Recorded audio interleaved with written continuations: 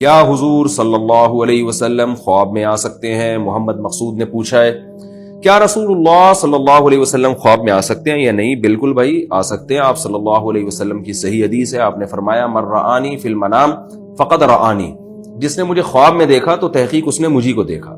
اس لیے نبی صلی اللہ علیہ وسلم کی خواب میں زیارت ہو جانا یہ بڑی سعادت کی بات ہے. البتہ آپ صلی اللہ علیہ وسلم خواب میں آ کے جب کوئی بات کہیں گے تو اس کو ایز اٹ از نہیں لیا جائے گا، بلکہ اس کی تعبیر نکالی جائے گی، تعبیر کی جائے گی، اس کو قرآن و سنت پہ پرکھا جائے گا کہ اس کے مطابق اس کا مطلب لیا جائے گا.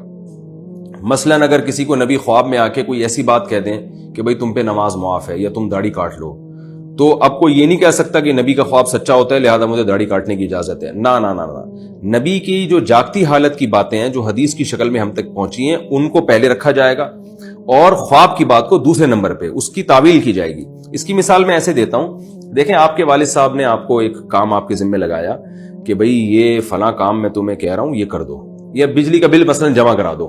جاگتی حالت میں رات کو جاگتی حالت میں آپ کے ابا نے آپ سے کہا کہ بیٹا صبح 8 بجے تم نے بجلی کا بل لازمی جمع کرا دینا ہے. خواب میں آ کے آپ کے ابو آپ کو کہہ رہے ہیں بیٹا صبح 8 بجے تم نے بل جمع نہیں کرانا، اور فار ایگزامپل یہ خواب بھی سچا ہو.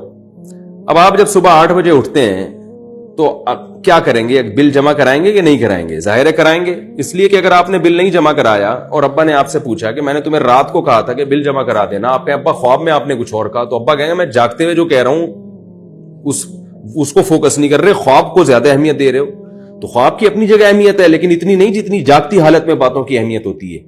تو ہاں، رات کو جو ابا نے خواب میں آگے کہہ دیا کہ جمع نہیں کرانا تو اس میں کوئی تعویل کی جائے گی اس کی، تو وہ تو خواب جھوٹا بھی ہو سکتا ہے. لیکن رسول اللہ صلی اللہ علیہ وسلم جب بھی خواب میں کوئی ایسی بات کریں تو اس کو قرآن و سنت پہ رکھا جائے گا اور اس کے حساب سے اس کی تعویل کی جائے گی. یہ اس لیے کہہ رہا ہوں کہ آج کل بہت سارے جاہل پیروں نے خوابوں پہ ایک پورا ایک جو ہے نا وہ شریعت کا ایک عمارت کھڑی کی ہوئی ہے، اور کہ مجھے نبی نے خواب میں یہ فرمایا تو مجھے نبی خواب میں یہ فرمایا. ان میں بہت سے جھوٹے ہوتے ہیں، خواب آیا نہیں ہوتا، اور اگر آیا بھی ہے تو اس کی ایک تعبیر ہوتی ہے. تو اس لیے خواب میں تو آنا، نبی صلی اللہ علیہ وسلم کی زیارت ہونا یہ بڑی اچھی بات ہے، لیکن اس کی وجہ سے شریعت کا کوئی مسئلہ تبدیل نہیں ہوگا. شریعت کے جو اصول